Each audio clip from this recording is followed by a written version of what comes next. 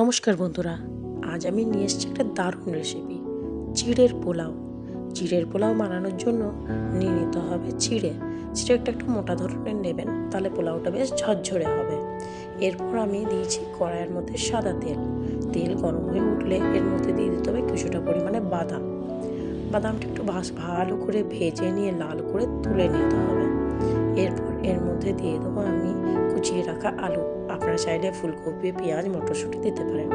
এরপর দেবো হলুদ গুঁড়ো এবং কিছুটা পরিমাণ নুন আর হলুদ দিয়ে বেশ ভালো করে ভেজে নেওয়ার পর এর মধ্যে দিয়ে দেবো ধুয়ে রাখা চিড়ে দিয়ে একটু ভালো করে নেড়ে চেড়ে এর মধ্যে আমি বেশ ভালোভাবে দিয়ে দেবো পরিমাণ মতো চিনি।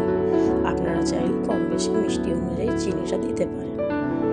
চিনি দেওয়ার পর এর মধ্যে আমরা একে একে দিয়ে দেবো কুচনো কাঁচা লঙ্কা, দেবো ভেজে রাখা বাদাম আর কিছুটা পরিমাণে কিশমিশ।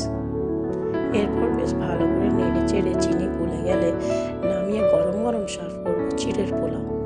আমার রেসিপিগুলো আপনাদের ভালো লেগে থাকলে আমার পেজটি ফলো করে দেবেন, আর ইউটিউব থেকে আমার ভিডিও দেখলে আমার চ্যানেলটি সাবস্ক্রাইব করে দেবেন।